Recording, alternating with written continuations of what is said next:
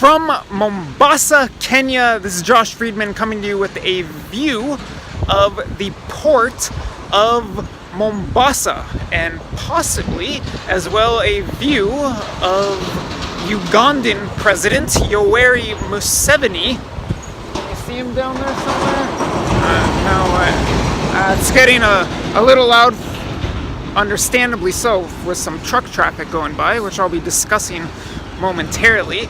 As I reported earlier today, Museveni is in town today, and he is meeting with Kenyan President Uhuru Kenyatta, and Kenyatta is supposed to be giving Museveni a tour of the port, although I don't know exactly when that's happening. That could be happening today or tomorrow. I'm not sure of that, but I do want to talk to you about this port because it's a very strategic port that relates obviously to the East Africa region, but has much grander geopolitical implications as, let's just say, everything pertaining to China nowadays does.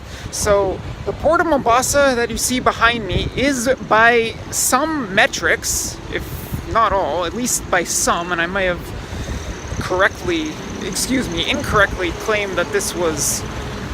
Anyway, forget that. I'll tell you in a second. By some metrics, if not all, the port of Mombasa is the largest port in East Africa. I'm forgetting back when I was in Dar es Salaam whether or not I was saying that the port there was the largest in East Africa. I'd have to check the old film to see, but at least by some, if not most metrics, this is the largest port in East Africa, and it's growing. It is rivaled by the port in Dar es Salaam, and granted, there are different metrics. You can measure, I guess, a port's size by, I'm no expert on this. You've got the number of cranes, you've got the capacity, you've got how much cargo traffic is coming in and out, but I believe this port has the most traffic out of any port in East Africa. And as I was explaining in the video earlier today, but now you can really get the picture. You see the cranes behind me, the goods come in. Many of them come from China, but they also come from elsewhere in the world. And some goods are being exported, although more is being imported than exported. The goods come in, they're brought in on these cranes, offloaded, at least some of them, on a conveyor belt, which you can't really see behind me, but I have a pretty good view of it. I think it heads off in this direction, and then they're brought out of the port, and I believe they are put on trucks, and regardless of whether they're going to be primarily transported by rail or by truck, they're put on trucks, and if they are headed to the new Kenyan railway, then they're trucked over, I guess, to the Mombasa terminal, which is somewhere off in that direction. You can't see it from here. It's a little ways away. The port is closer to the city center than the railway terminal, but nonetheless, so as I was explaining previously, this is the hub for the Northern Corridor trade route in the East and Central African region. Goods come in here, then they're taken across Kenya, and they tend to head into Uganda and veer off north into South Sudan or south to Rwanda. As I was explaining earlier, some are getting backlogged at the border there because of the dispute between Rwanda and Uganda.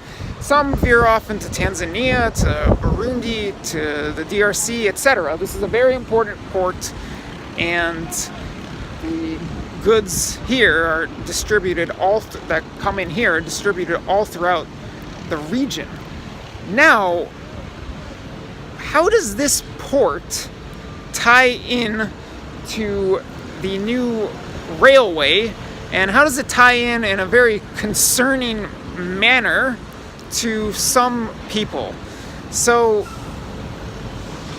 without going into all of the details about Kenya's new railway, which I'll save for an upcoming video that I shoot at the terminus or elsewhere, and I don't know how much you're being blinded by the sun. I know it's a bad angle based on the sunlight. I'll try to mitigate that, although I don't know if I can.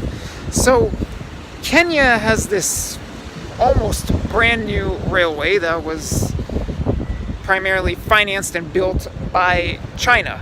And Kenya took on a whole lot of debt in order to make that happen. The first line of the railway, which goes from Mombasa to Nairobi, which I've already ridden, by the way, in the opposite direction, that cost approximately $3 billion US dollars, which Kenya is borrowing from China. And now there are more segments of the railway to come, and lots more.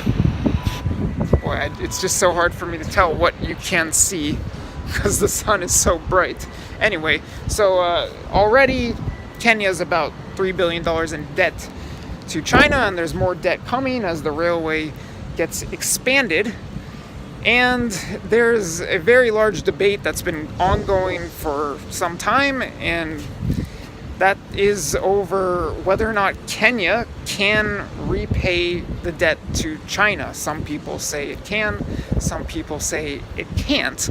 Now, amid this debate, I think it was late last year, but not too long ago, a report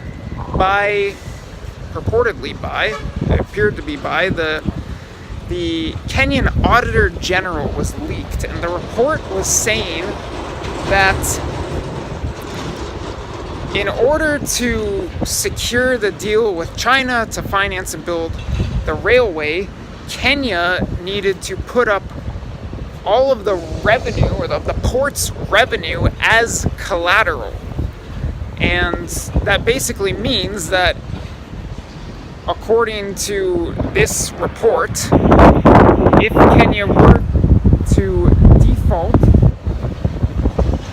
on its debt to China over the railway, then it would have to turn over basically control of this strategic port to China. Now, after media ran with the story, there were numerous media reports saying that that's the case, that the port has been put up as collateral and China could take control of the port.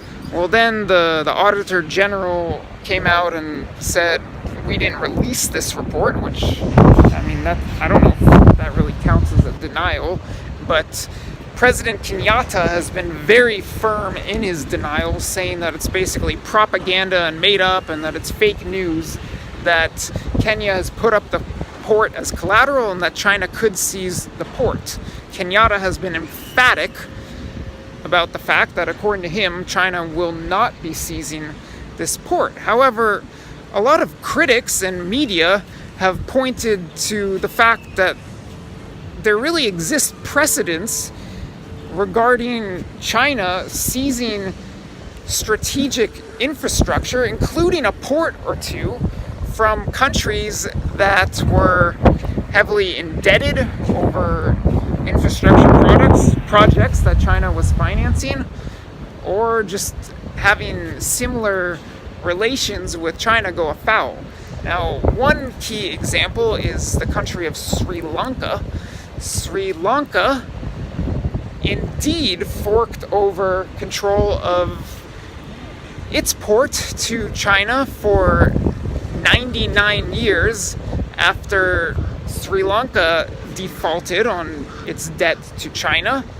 Similarly, here in Africa, where there are many countries heavily indebted to China, Zambia gave up control of its airport to China. By the way, I believe, I'm not positive, but I believe both the Sri Lankan port and the Zambia airport were Chinese infrastructure projects. I'm not positive, but I believe that's the case.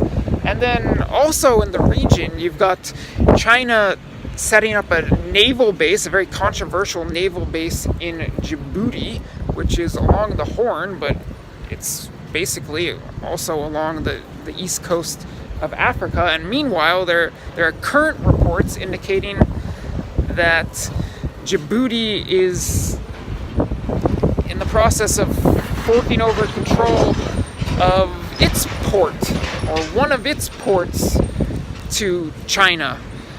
I don't know if what in the way there is confirmation of the latest news with Djibouti, but China's already really really asserted itself in Djibouti with the naval base, which I believe is also an army base, and now it may be taking over control of a port there. So critics say that as much as the Kenyan government might want to deny that China could ever feasibly or theoretically take over control of this port, well, critics say there are clear precedents of that already happening, and to some extent already happening in the region. And as you already understand, based on the trade routes and whatnot, this is a very important port, and based on its size and the fact that it's growing, I think that's another.